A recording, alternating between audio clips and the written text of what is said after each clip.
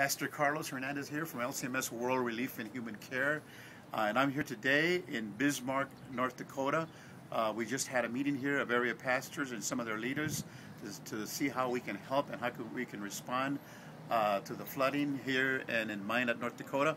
And today I'm here with, first of all, Brad and Heather Magnus, who have an amazing story to tell about what happened to their home, also their pastor.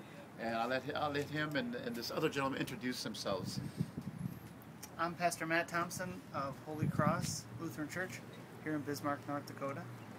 I'm Dick Dever. I'm a member of a sister congregation, and I'm also a North Dakota State Senator.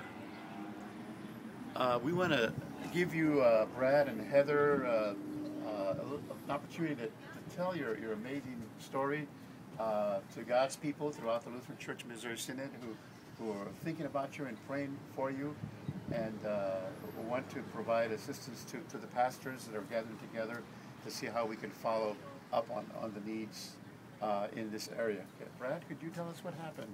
Well, we prepared for the flood in the Missouri River in Bismarck, and we put up a dike and everything, done all the preparations, moved our furniture out, most of it 90%. And then the water came up, and we thought we had everything covered, but we got undercut by the current, and it washed out our dike on the riverside. Then it got to our foundation, which undercut that and dropped the house into the water. Then finally it broke loose from the foundation and floated around, and now it's hung up in the river in Bismarck, North Dakota. So.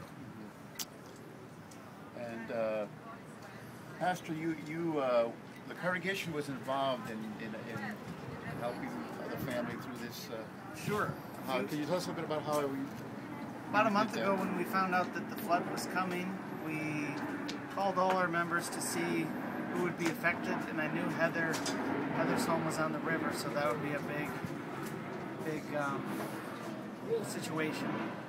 And Brad organized a day when the dike was being built. He brought down friends from his work out on the oil fields in North Dakota, and we made a big day of it. And